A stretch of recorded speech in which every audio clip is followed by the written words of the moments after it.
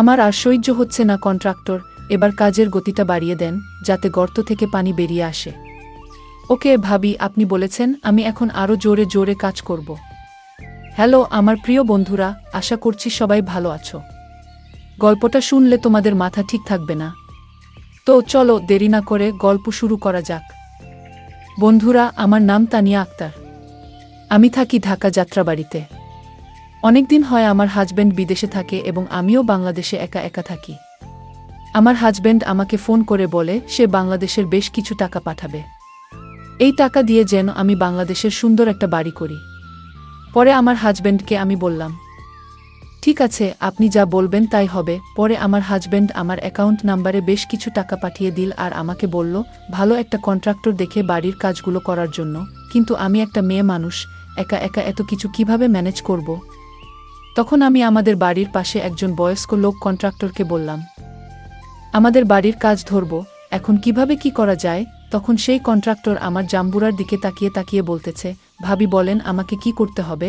পরে আমি সেই কন্ট্রাক্টরকে বললাম, আপনার চোখের নজর আগে ঠিক করুন। আপনার বাসায় কি মা বোন নাই? পরে কন্ট্রাক্টর আমাকে বলতেছে, মা বোন সবাই আছে, কিন্তু আমি এখনো বিয়ে করি নাই। সেই কারণে চোখ একটু এদিক সেদিক চলে যায়। পরে আমি কন্ট্রাক্টরকে জিজ্ঞেস করলাম, আমি আমাদের বাড়ির কাজ ধরব, এখন কত টাকা লাগতে পারে? তখন কন্ট্রাক্টর আমাকে বলতেছে, ভাবি আমি আপনার পুরা বাড়ির কাজ করে দিব, 1 টাকাও লাগবে না। তখন আমি শুনে অবাক হয়ে গেলাম, এটা আবার কেমন কথা? পরে কন্ট্রাক্টর আমাকে বলতেছে, ভাবি আমি আপনাকে খুশি করব, আপনিও আমাকে খুশি করবেন। তখন আমি অবাক হয়ে গেলাম, এটা আবার কেমন খুশির কথা বলতেছে? তখনই আমার মনে হয়েছিল কন্ট্রাক্টর মানুষটা ভালো না। তখন আমি সেই কন্ট্রাক্টরকে বললাম, আপনার মনের আশা কখনোই পূরণ হবে না। আপনি আমাকে নিয়ে যেটা চিন্তা করছেন সেই চিন্তাটা মন থেকে সরিয়ে ফেলুন, তা না হলে আপনাকে দিয়ে আমার বাড়ির কাজ করাবো না। একটা পর্যায়ে কন্ট্রাক্টর আমার পায়ে ধরে বলতেছে, ভাবি এমন কেন করছেন? একটু বুঝেন আমাকে, আমার অনেক কষ্ট হচ্ছে।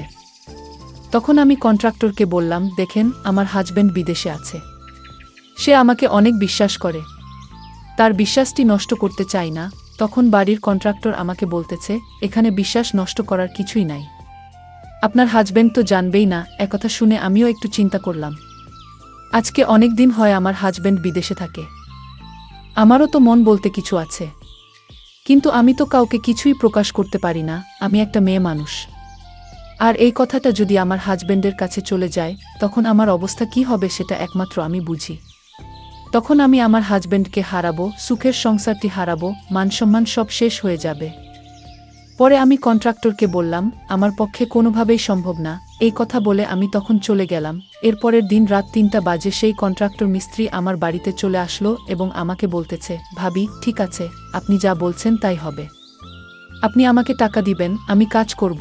তখন আমার মনে মনে একটু সন্দেহ হয়েছিল, কন্ট্রাক্টরের মনের মধ্যে কি চলতেছে সেটা বোঝা অনেক কঠিন। অন্যদিকে আমি চিন্তা করে রাখছি, যা হবার হবে, আমি টাকা দিয়ে ওনাকে কাজ করাবো, এর বাহিরে কিছুই হবে না।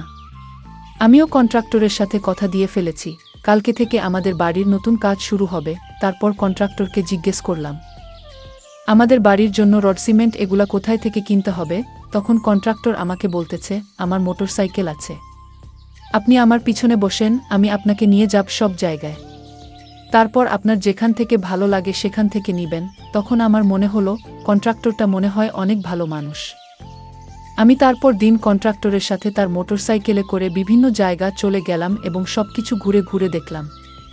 আমাদের বাড়ির জন্য যা কিছু লাগে সকল মালামাল কিনে ফেললাম। আমাদের বাড়ির কাজ ধরার আগে কন্ট্রাক্টর আমাকে বলতেছে, ভাবি এই ওষুধটা খান। পরে আমি জিজ্ঞেস করলাম, এটা কিসের ওষুধ? আমাকে বলে, এটা ঘুমের ওষুধ। আমি ওষুধের প্যাকেটটা হাতে নিয়ে কিছুক্ষণ চুপ করে দাঁড়িয়ে থাকলাম।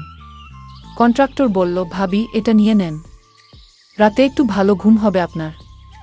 ওর কথায় আমার মনের ভেতরে সন্দেহের দানা আবার একটু বড় হলো, কিন্তু পরিস্থিতি সামলানোর জন্য আমি বললাম, ঠিক আছে, ওষুধ আমি রাখছি। পরদিন সকাল থেকে আমাদের বাড়ির কাজ শুরু হলো। কন্ট্রাক্টর কাজের ফাঁকে প্রায় আমার আশেপাশে ঘোরাঘুরি করতে লাগল। মাঝে মাঝে মনে হতো ওর চোখের ভাষা বদলে যাচ্ছে। আমি ইচ্ছা করেই ওর দিকে আর তাকাতাম না, কিন্তু মনে মনে একটা অদ্ভুত অনুভূতি কাজ করত। কিছুদিন পর এক রাতে আমি বারান্দায় বসে আকাশের দিকে তাকিয়েছিলাম। মনে হচ্ছিল আমার জীবনটা একদম শূন্য। একটা দীর্ঘশ্বাস ফেলে ঘরে ঢুকতেই দেখলাম দরজার সামনে দাঁড়িয়ে আছে সেই কন্ট্রাক্টর। আমি চমকে গিয়ে বললাম, এই সময় এখানে কেন? ও চুপচাপ দাঁড়িয়ে রইল, তারপর শান্ত গলায় বলল, ভাবি, আমি শুধু আপনার একটু কথা শুনতে চেয়েছি। আমি বিরক্ত হয়ে বললাম, তোমার কাজ শেষ না হলে আমাকে একা থাকতে দাও। ও একটু এগিয়ে এসে বলল, আপনাকে দেখে মনে হয় না আপনি একা ভালো আছেন। আমি তো শুধু আপনাকে একটু সুখী করতে চাই।